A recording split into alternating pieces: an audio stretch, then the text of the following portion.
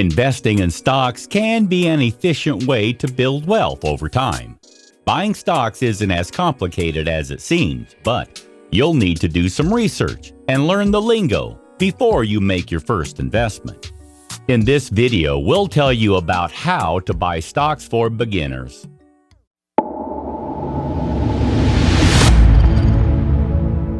Number 7. Select an online stockbroker. You can buy stock directly using a brokerage account or one of the many available investment apps. These platforms give you the option to buy, sell, and store your purchased stocks on your home computer or smartphone. The only differences between them are mostly in fees and available resources. The easiest way to buy stocks is through an online stockbroker. After opening and funding your account, you can buy stocks through the broker's website in a matter of minutes. Other options include using a full-service stockbroker or buying stock directly from the company. Opening an online brokerage account is as easy as setting up a bank account. You complete an account application, provide proof of identification, and choose whether you want to fund the account by mailing a check or transferring funds electronically. Brokers are either full service or discount. Full service brokers, as the name implies, give the full range of traditional brokerage services, including financial advice for retirement, healthcare, and everything related to money. They usually only deal with higher net worth clients, and they can charge substantial fees, including a percent of your transactions, a percent of your assets they manage, and sometimes a yearly membership fee. It's common to see minimum account sizes of $25,000 and up at full-service brokerages. Still, traditional brokers justify their high fees by giving advice detailed to your needs. Discount brokers used to be the exception, but now they're the norm. Discount online brokers give the tools to select and place your own transactions. As the space of financial services has progressed in the 21st century, online brokers have added more features, including educational materials on their sites and mobile apps. Number 6. Research the stocks you want to buy.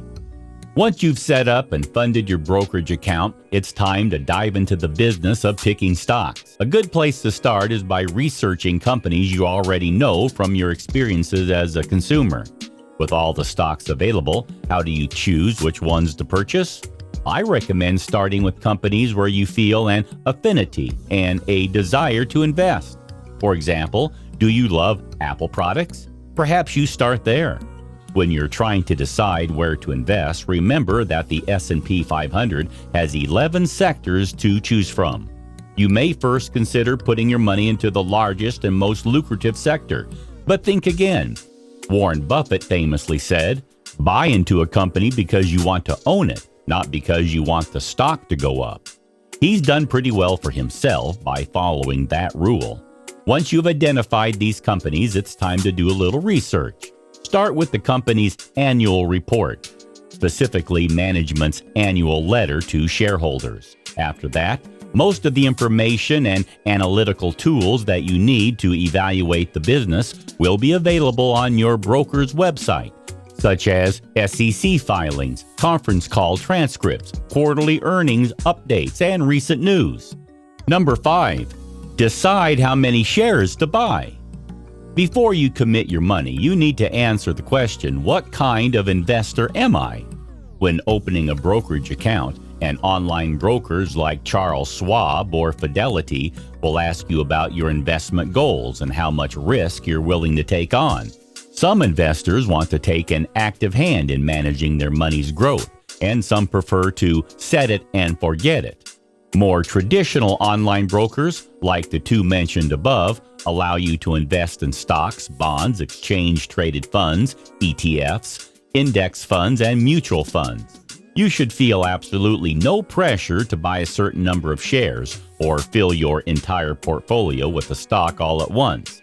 Consider starting small by purchasing just a single share to get a feel for what it's like to own individual stocks, and whether you have the fortitude to ride through the rough patches with minimal sleep loss. You can add to your position over time as you master the shareholder swagger.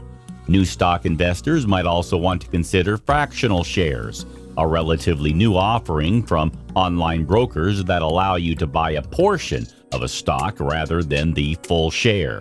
What that means is you can get into pricey stocks, companies like Google and Amazon that are known for their four-figure share prices. SoFi Active Investing, Robinhood, and Charles Schwab are among the brokers that offer fractional shares. Many brokerages offer a tool that converts dollar amounts to shares too. This can be helpful if you have a set amount you'd like to invest, say $500, and want to know how many shares that amount could buy. Number 4. Minimums to open an account. Many financial institutions have minimum deposit requirements. In other words, they won't accept your account application unless you deposit a certain amount of money. Some firms won't even allow you to open an account with a sum as small as $1,000. Some firms do not require minimum deposits. Others may offer lower costs like trading fees and account management fees if you have a balance above a certain threshold. Still, others may give a certain number of commission-free trades for opening an account. Number 3. Commissions and fees. As economists like to say, there's no free lunch. Though recently many brokers have been racing to lower or eliminate commissions on trades, and ETFs offer index investing to everyone who can trade with a bare-bones brokerage account. All brokers have to make money from their customers one way or another. In most cases, your broker will charge a commission every time that you trade stock.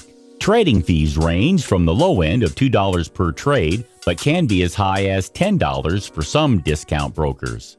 Investing in stocks can be very costly if you hop into and out of positions frequently, especially with a small amount of money available to invest. Remember, a trade is an order to purchase or sell shares in one company. If you want to purchase 5 different stocks at the same time, this is seen as 5 separate trades, and you will be charged for each one. Now, imagine that you decide to buy the stocks of those 5 companies with your $1,000. To do this, you'll incur $50 in trading costs, assuming the fee is $10, which is equivalent to 5% of your $1,000. If you were to fully invest the $1,000, your account would be reduced to $950 after trading costs. This represents a 5% loss before your investments even have a chance to earn. Should you sell these 5 stocks, you would once again incur the cost of the trades, which would be another $50. If your investments do not earn enough to cover this, you have lost money by just entering and exiting positions. Number 2. Optimize your stock portfolio. While fretting over daily fluctuations won't do much for your portfolio's health, or your own, there will of course be times when you'll need to check in on your stocks or other investments. We hope your first stock purchase marks the beginning of a lifelong journey of successful investing. But if things turn difficult, remember that every investor, even Warren Buffett, goes through rough patches. The key to coming out ahead in the long term is to keep your perspective and concentrate on the things that you can control. Market gyrations aren't among them, but there are a few things in your control. Once you're familiar with the stock purchasing process, take the time to dig into other areas of the investment world.